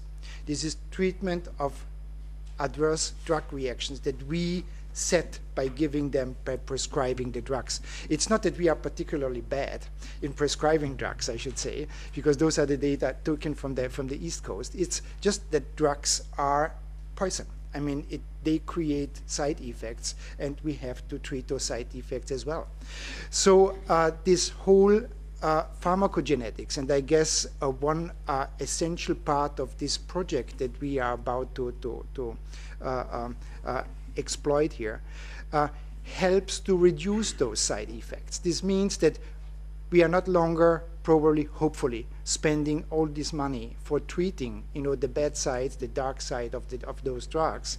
But we probably need that money for doing our work in pharmacogenetics and in personalized medicine, in getting information from the genome. But it will not be additional costs. It will just be a shifting of costs. However, what do we have at the end? I mean, we always talk about costs. I guess at the end, if we have patients that are not in the hospital because we treat them with drugs, that's a huge accomplishment, not only for the well-being of this individual, but also for society.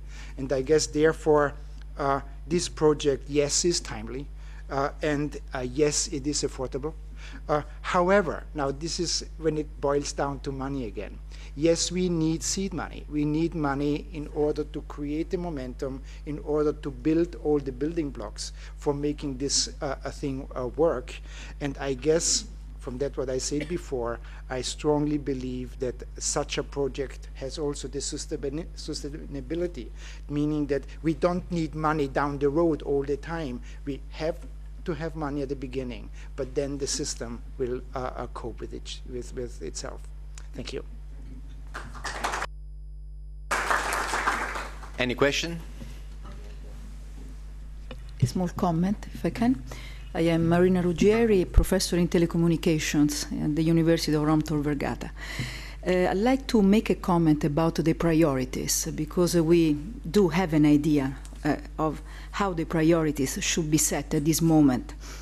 So first of all, we should invest moving from mature technology. So some of the ICT technological tools are very mature, and what is needed is a system vision to put things together and the software vision to create applications.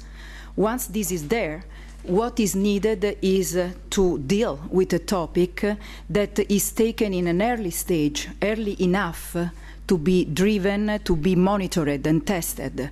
So there are some cases where this can be applied, and we need to start from the maturity of ICT. Thank you. Any other question? But only comment. When we are so excited about the Giuseppe Novelli approach and his community and Giuseppe Novelli approach, that we starting to define a business model, not the technology. After that, we understand which technologies need to improve that, to have an immediate follow-up of the result. This is because otherwise you can have some innovative results, but after 3 years you discover it's not. I have a question to Marcus. For you, is it possible in the future to think about something like that, individual trial, using like this type of infrastructure to test medicine on a class of person, not using the Giuseppe approach, not a classical statistical approach with average case, no, because it's quite brute force. Now we have a scientific concrete foundation to classify people in some sense, no? So it could be nice, no, to change the approach. Absolutely. I guess it's, you know, your comment is well taken, and the comment before is well taken. I guess this is the beauty. I mean, we are the ignorance in terms of, you know, communication technology. I mean, we stick into biology, we look, you know, what the genome is doing. We gather information, and what we just find out more and more is that we generate a wealth of information that we cannot cope anymore with. So we need, you know, information technology to help, you know, in order to have access when we need, and the right access to the right data. So one thing that is popping out pretty soon is, that sounds a little bit trivial, but at the end is not so trivial. One of the recommendations of the EMA will be that for all patients in clinical trials, we have to sample DNA in order to have information right away, but also for retrospective studies. If we see that we have some outliers down the road, by giving them a certain drug, we would like to look if this, you know, outlier is somehow related to some enzymes of the metabolism of transport, whatever, in the body. We need to have a technical thing, you know, that we can use in order to access the data then again. So I guess the beauty of this initiative is that it meets the need that we have at the moment. Ideas are galloping away. Visions are great. We have to go a step back, gather, you know, the point that really makes sense and that will help, you know, patient immediately. It's exactly that what we heard before. And I guess this project is just laying the foundation for that.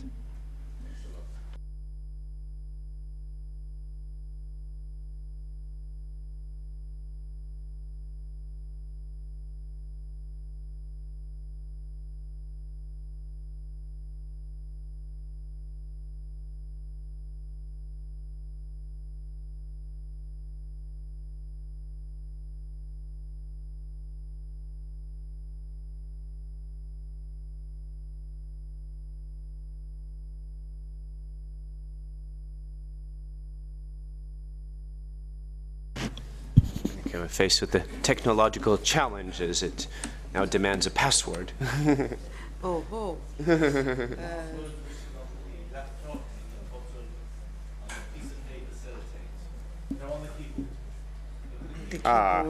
Parlement. Okay.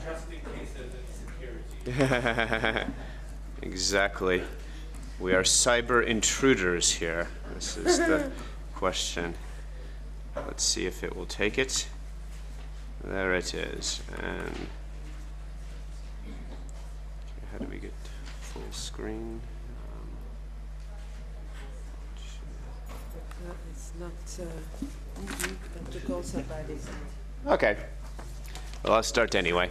Thank you very much for the introduction. I'm Pietro Zilgovis, head of unit for ICT for Health in DG IMSO. My director, Paul Timmers, already gave kind of the overall framework for the European Innovation Partnership, in which our actions also fit. And actually, I'm a doctor in law and political scientist, so I'm used to speaking more often about the legal framework and the policy. But today, I'm actually going to present to you the e-health innovation in the digital agenda, personal health systems, and the virtual physiological humans. Okay, so as I said, I will be speaking a little bit about innovation in the digital agenda, specifically what in DG Information Society we do. We work, of course, with our colleagues in DG Health and Consumers, DG Sanko, and others. One of the items in the digital agenda is an aim to double the investment in research to 11 billion euro, and also to ensure light and fast measures to access, and also coordination. Paul Timmers talked about the mechanism of the European Innovation Partnership, so I won't repeat it here. The EU roadmap for e-health consists of linking the points of care. This is something that we've been doing since the 1990s and still now. Also then connecting individuals with health information networks and moving towards a full picture of the individual's health status. Linking all the points of care, the general practitioners, health authorities, social services. This is again linked to the vision of integrated care, but not only the labs, the home care. One example of the implementation of these principles is EPSOS, which is Smart Open Services for European Patients. It's a large-scale pilot. It's going online this autumn, basically with the idea for people like us and our many other mobile European citizens that when you're traveling from, let's say, Spain or Italy to Brussels as an example, if you either would need your e-prescription here or become ill while you're here, the doctor here could get the dossier, your patient health summary in Dutch or French, and you could see it, let's say, in Italian if you were coming from Rome. And as I say, it's a large-scale pilot. We're also very keen on seeing this in the European infrastructure budget in the next multi-annual framework, and that so that it could be made sustainable and rolled out as a service for all EU citizens all the time. Further, connecting individuals with health information networks. These are personal health systems for health monitoring and access to health information. My slides will be made available for you after the meeting as well, so I'm not going to read every little part, but you see here the secure networks, mobile, wireless, and broadband, with the instruments going into the home, mobile PC, pharmacy, etc. It's a new generation of disruptive e-health tools. The idea is to place the individual at the center of the healthcare delivery process. And we say often individual or citizen, not patient, because it's also before people get ill. It's the whole life cycle of either aging and or well-being, that from a young age already people are connected and put at the center of the system. And including patients, or citizens, the most underutilized resource. PHS and physiological health stationary telemonitoring solutions. We have some examples from our projects that you see. Patient telemonitoring set, wireless telehealth gateway, multi-parameter monitoring system. Taking advantage of mobile technologies. This is something that, of course, has spread like wildfire all through Europe and even more interestingly in the developing world, where it has outpaced the traditional infrastructures. You see patient units, an EMH core system, body sensor networks linked to healthcare professionals, access to online health portals, and guidance for people for disease and lifestyle management, messages, reminders. Mobile telemonitoring systems, you see different examples here, both out of our projects and from our collaborators. PHS, personal health systems in the hands of patients. Here's an example of the My Heart system for closed loop management of heart failure, a t-shirt, a smart bed, and reference tools. And it gives the patient an ability to self-manage, taking measurements at home, morning and night. Early prediction can be seen of patient problems. The bigger picture, data acquisition, data processing and analysis, and data communication and feedback. So it's a circle. Considering the personalized context and characteristics, we want to enrich information, account for measurements in non-clinically controlled environments. Research moves us in this direction, and you see an example of heart cycle. Factors determining the health status of an individual and a population. You see those that are in the health delivery system, exogenous determinants, endogenous determinants. Through P-Health, personalized health, we want to move towards the full picture of the individual's health status, looking at the three major factors, determinants affecting health status: nature, nurture, and healthcare. Now, another part of our program, but the same research program, is the virtual physiological human. It's based on the ideas of the International Physiome Project, and its definition within an ICT context is a methodological and technological framework that, once established, will enable the investigation of the human body as a single complex system. And you see we aim at understanding diseases across several biological levels, early diagnostics and predictive medicine, and personalized medicine and care. The vision is personalized medicine, preventive and predictive medicine. The solutions include the use of ICT for simulation of the human body, zoom in, zoom out from the organ to the cell to the gene levels, and plus, like all of our work, because it's in the context of the innovation for the digital agenda, that we see potential markets, the pharmaceutical industry, the medical industry, the software industry. A schematic picture, you see the computational resources, the knowledge, the patient, data management, construction and or refinement of models across different temporal and spatial scales, the integration of the models, multi-scale model verification, and then the feedback to and from through clinical validation to the healthcare professionals, the hospital, and the patient. The technical focus is patient-specific computational modeling and simulation of organs targeting specific clinical needs, data integration and new knowledge extraction, and also infrastructure tools and services supporting biomedical researchers. The clinical focus, personalized medicine, simulation environments for surgery training, planning, and intervention, and simulation and assessment of the efficacy and safety of specific drugs. Computational models of the human body, you see, utilizing nano, micro, meso, and macro. Reproducing anatomical and functional properties of physiological systems at various scales, molecules, proteins, cells, tissues, organs, systems. Integrating geometry, physics, chemistry, physiology. Helping to understand normal or pathological evolutions. EU Heart, this is an example of one of our projects, and as I say, I won't read everything out, but it's aiming at the development, personalization, and validation of computational models of the heart to improve diagnosis, treatment, intervention, and design, and there's 5 clinical focus areas. Here's another example, having multi-scale predictive models for an integrative approach to diagnosis and the treatment of osteoporosis, aiming to predict the absolute risk of bone fracture.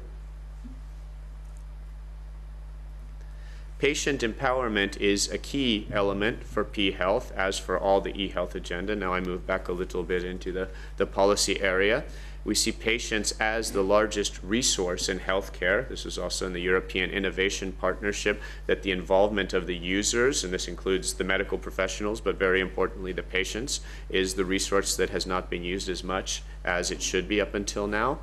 We foresee that patients can, and it's important to say that this will not be forced, but for the people who want to take more control, to be managers of their illness and health status. They can be more independent, not tied as much to either having to be in a certain place or be, worst of all, hospitalized if they don't want it and don't need it.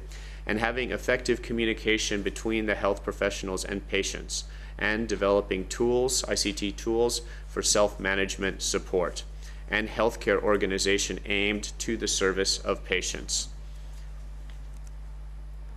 eHealth works. These are some of my last words as I move, back into the overall policy vision.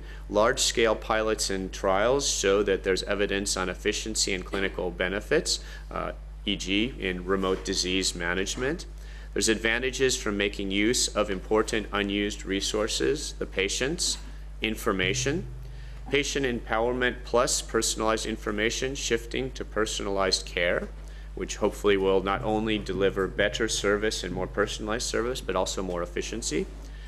And it's not about if eHealth will be improved, but rather when, how widely, and in what way. So also because you heard my background, a lot of the time that I spend working on is on issues like the developing legal framework and issues such as reimbursement now, where we have the technologies ready. They need, in some cases, still evidence, and they still need improvements, and we need to include the medical professionals and the patients better, and we have to finish with the overall legal and financial framework. And with that, thank you very much for your attention today. Any question? Yeah. Every time when we hear about innovation, we always have two challenges.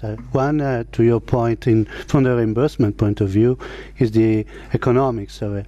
And the second is what is the added value of the innovation over and beyond standard care. Can you give us an example, a concrete example, what one of these projects, how A, you validate the innovation, B, how you compare with standard care, and C, what is the expected outcome in terms of cost effectiveness? Thank you. Very good. I mean, this is where we are in the challenging area providing the evidence now, and that's actually why we have a big project right now, Renewing Health, which is looking to provide, clinical evidence in a whole number of areas. But I'll use two examples, which I think, as a lot of the people in this room who are medical professionals and in the area know better than I do, but it's the remote monitoring of the chronic diseases where you can reduce hospitalization, increase efficiency, if you have it working within the correct reimbursement framework, reduce costs. People can live more independently with not having to spend as much time for hospitalization or doctor's visits when it's not needed. Another example is in e-prescription, where we were just with our e-health task force, which is chaired by the current Estonian president, President Ilves. We were in Tallinn and were given an example of their e-prescription system. And among the things, they were emphasizing how much it makes the lives of the patient easier, that they can get a prescription anywhere. All they need is their EID card. It makes the life of the medical professional easier, in a lot of ways more efficient. They look to see if the patient has actually taken out the prescription, and when the patient then says, okay, I don't feel better, I want to come back and see the doctor again, the doctor has extra information. And plus, apparently, and I don't have this information at hand, it has led to efficiencies in the national health system, because they have been able to see where there's overprescription, where, certain physicians are prescribing very heavily from one company, and things that they have seen as problems in the prescription system. So, I mean, I think that there's the opportunity there, but most of all, it's important to say, and we're very conscious of this in the European Commission. I'm in DG Information Society, where our program is based in the internal market. So we're trying to develop these tools and make them available and make the innovation framework available. But in the end, it is the member states that organize their healthcare systems and make the decisions. And a good quote I remember hearing was, if you have a chaotic healthcare system and you add technology, you have a chaotic healthcare system with technology. So the technology doesn't solve the problem. The technology is part of a solution to giving better service, more efficient service for probably the majority, though I won't be naive and think that every patient, but for the patients who do want to independently manage their health more, it will mean that they will be able to track things better themselves and probably reduce costs and live healthier if, how to say, their own actions and the related actions in the healthcare system support that. So this is the goal, and we all have to work together, the European Parliament, the European Commission, the member states, and of course, as you all know, what makes it even more complicated is the healthcare budgets in some cases are at the regional or local level and not just the member states, but so we have many partners to work with, and we're glad to do so. Thanks a lot. Now we have a little swap, and we have Professor Robert McGreevy. He will speak about integrating EU research infrastructure and infrastructure, cultural heritage as an example. Thanks. You'll notice from my accent that I actually haven't been long in Tennessee. So I'm actually British, and I've only been working in the US for 1 month. Previous to that, I was very European. I've actually been living and working in separate European countries for the last 10 years, so I'm quite distinctly European. And I've been managing, coordinating EU research projects for over 20 years before that. So I have some experience of working in the EU environment. And the last project I actually coordinated was called the I3 network, which was in Framework Programme 6.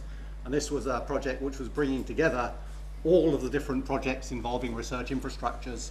So that was a large coordination action, and it gave a certain amount of oversight over a very wide variety of different types of science using major research infrastructures. So that's the viewpoint I'm coming from. So how am I going to tie together these rather disparate things? So I'm going to ask you the question, what is the relationship between Agrippina and aging? Unfortunately, I chose a slightly different picture than the previous talker. So what is the relationship between these two things? And I think there's rather a good phrase, unfortunately it's copyrighted, but I'll use it anyway. So, because you're worth it. So what is the relationship between this lady on the left, who is touching up the face of Michelangelo's David, and the lady on the right, who has touched up her face quite often with some very expensive cosmetic products? And neither of those people, either Michelangelo's David or Jane Fonda, want to put something on their face and find large pieces of it falling off. Okay, so they're all actually doing a chemical experiment. The products they're using in both cases are essentially chemical products, and to enable Jane Fonda to look younger and Michelangelo's David to remain young, we actually have to understand the chemistry of those interactions. It is exactly the same problem from a scientific perspective, except that the material on the left is hard and the material on the right is, I presume, I've never touched it, but I presume it's soft. Maybe not if you put too many cosmetics on it, but maybe it goes hard. I think that's what Botox does to you, doesn't it? So, whether you're dealing with one problem or the other, whether you're preserving cultural heritage or, okay, the cosmetics example is a slightly trivial one, but whether you're dealing with pharmaceuticals or all the things to preserve, to encourage healthy aging, etc., you're dealing with materials at the atomic scale. And it's interesting in a lot of the discussion, for example, about information technology and so on, we tend to think of this as the information age, that we've changed things enormously by producing devices that enable us to manipulate information on a very rapid scale. Actually, this is the materials age. That if we're to take this device in my pocket, and that the example being previously, for example, of the change in computational power, so if we're to go back and say, if you were to do this using, say, 1940s technology, right, and powering it on lead-acid batteries rather than polymer electrolyte batteries, you would probably need a building the size of the European Parliament to have the batteries and the thermionic valves computing power to give you what that does today. And the reason you can do that is because we're using entirely different materials technologies. And it's the same question as dealing with healthy aging, or with dealing with preserving cultural heritage. It's development of materials technologies enables you to do that. And that's almost universally overlooked. That actually it's the materials that make this up, the many different sorts we developed, that enables that to happen. So materials research is extremely important, and to understand and develop materials, we have to look at the atomic scale. So whether it's going to be pharmaceuticals, for example, we need to be able to look inside those materials, work out where the atoms are, understand how putting together different atoms in different ways and the interactions enables us to make better pills or better pharmaceuticals or better mobile phones. It's exactly the same problem from a scientific perspective. And to do that, we need a lot of different devices, because we're having to look at what is essentially very complex systems with different types of atoms put together in different ways. You know, there are only about 100 different elements, 100 different types of atoms, and yet the way you put those together makes the difference between a person and a bench, for example, right? So very different varieties. So you need access to a large variety of types of research, some of which you have in your own laboratory. So you have chemistry laboratories, and there are some bits which are relatively small. You have an infrared spectrometer, you can buy it in the catalogue, it does some great stuff for you, and some of which are very large and very expensive, supercomputers, X-ray synchrotrons, and so on. But for any scientific problem to be studied nowadays involving materials, and as I said, that's the vast majority of things going on, you need to give people access to a whole variety of different things in a relatively seamless manner. And doing that in a seamless manner is one of our problems. At the moment, this is far from seamless. So consequently, our rate of progress in many of these areas is very much limited, not by the fact that these things don't exist, because they do, but the fact that people cannot have access to them rapidly when they need them for complex problems. So I'm just going to go into a bit of philosophy now, but you'll get the point hopefully later why this comes in. So this is now to make the link to ICT. Where does ICT come in here? Not as a materials problem. The normal way we do science is that people have ideas and they do some piece of research which they hope leads to knowledge and understanding, and then it leads back to new ideas and so on. So there's a loop in this thing. Now, nowadays, the different types of research you have to do to investigate any of these particular problems, say for example aging things and genetics and so on, you need a wide variety of types of research. It's no longer that you do one experiment and that tells you the thing and you go on to the next. Typically you have whole teams of people providing lots of different bits of information in to actually make some progress to knowledge and understanding. That means we're producing a lot of data. Right, now data is key, and we have to take that data and we have to analyze it, so you actually have to think about it a bit, but you also have to synthesize it. It's a wide variety of different types of data. And the thing that will determine, people are talking about, and there's a loop there, right? So we have a scientific loop, which is publications, for example, loops back round to new ideas. But there's also another loop, which is the innovation loop, if you like, where you're also taking the output of that and coming up with new applications of it. And those are different loops. And we have to recognize that they're different loops and they run at different rates, but we need both to make the progress you want in innovation. But if you want to improve, if you want to be competitive, then you want to improve what I'll call time to market. So you want to improve, you're funding this thing, you've got a small amount of money, how do you make your choices? At the end of the day, you want to improve the time to market. And the sharp end of that, at the moment, is data. So we have we can produce far more data that we can actually usefully use. And that's where the ICT part comes in. We've got to be able to synthesize that data and use it usefully, rather than just produce more and more and more, and use that unusefully. And essentially at the moment, we are producing more and more and more data, and we're not looking at most of it. So that's why that's the sharp point there. So let's take an example of that. So genomics, the example's already been made about the cost of the genome going down from what it was $300 million or whatever it was, down to $1,000 for an individual genome. And that's because we have an enormous array of machines that can do this now. A genome itself is not actually that much data. Right? It may sound like it's very complicated, but actually, in real scientific terms, it's a very small amount of data, a single genome. However, in order to make use of that in any of the applications that are being talked about, we are putting that together with a vast amount of other similarly small amounts of data, but we've got to synthesize that data and use it together. Now, this is very different from the sort of data produced by the Large Hadron Collider in Geneva. Right? The Large Hadron Collider produces a massive amount of data, out of which you're looking for a very rare event.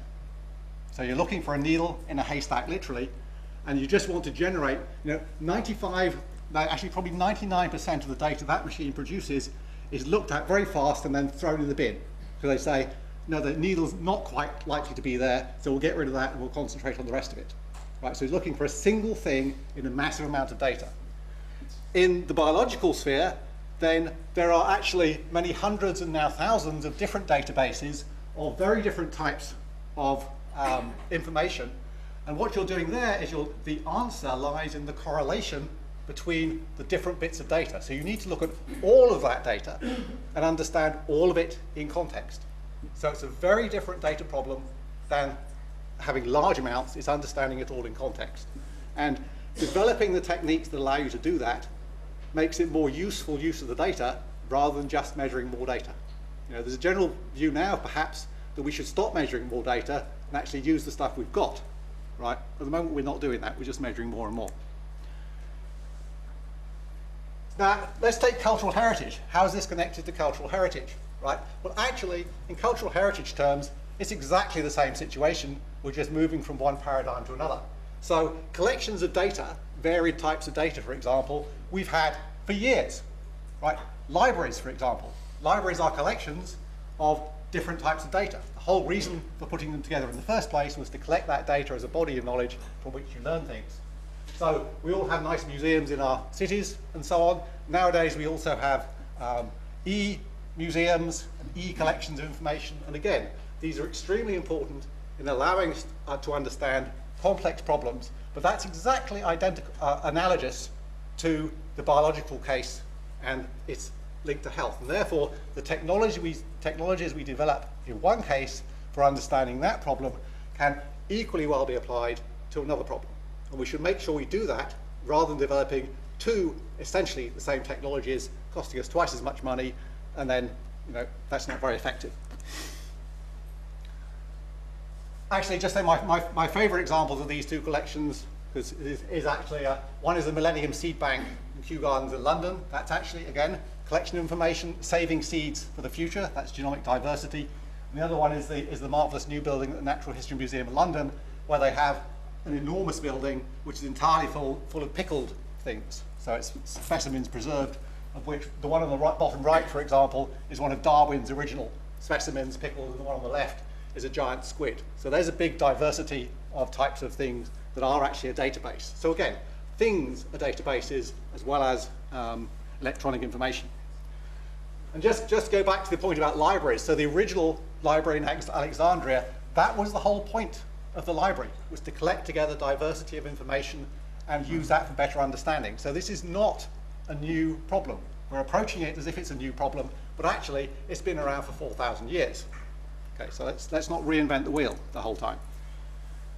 So in relation to cultural heritage, if you want to find out a good example of how you need a diversity of approaches to understanding a single cultural heritage problem, there's this very nice book. I have no share in the profits of this book, I have nothing to do with it, but if you want to buy this nice book, you'll find out about the studies that were done on the Mona Lisa, very good example, a whole variety of different types of science giving a set of data from which you understand a single object.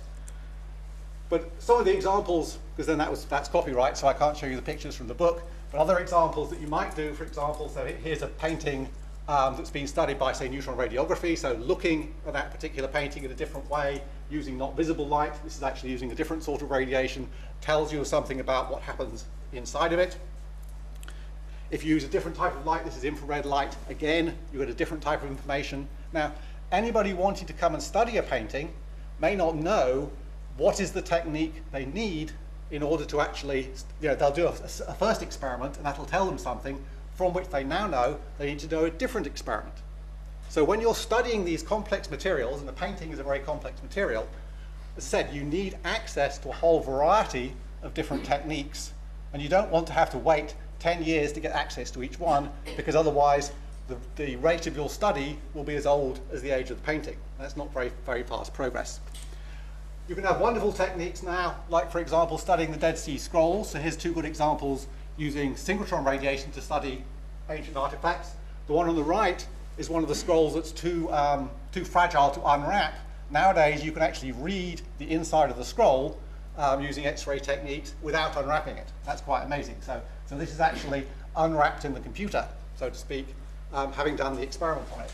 On the left is a chemical analysis, again, non-destructive chemical analysis telling you that the ink used in this Dead Sea Scroll almost certainly came from the Dead Sea. I mean, the name probably gives that away, but there was some doubt about it, because you can do the chemical analysis of the different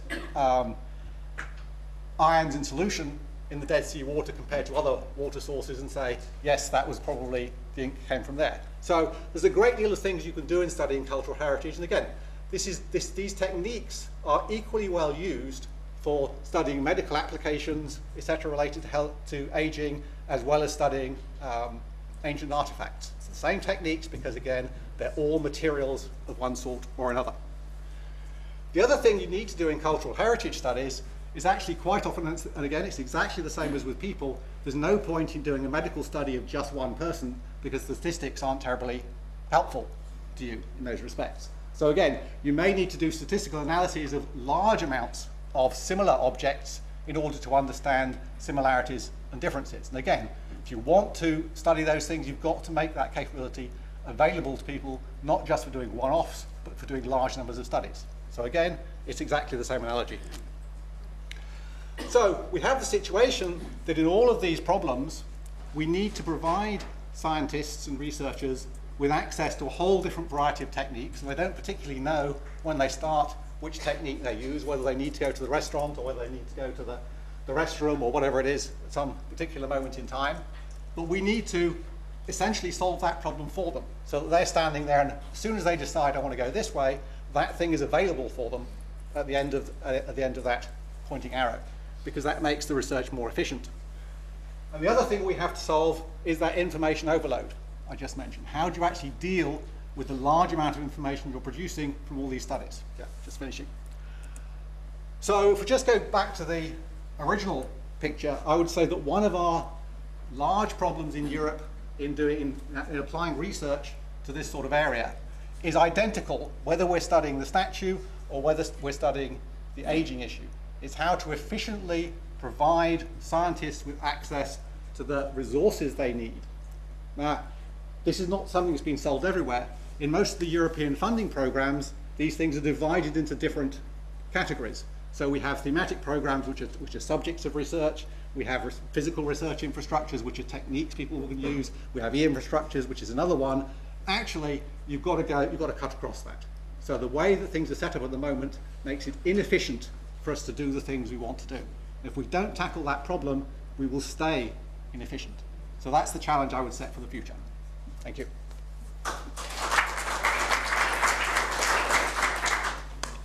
Any question?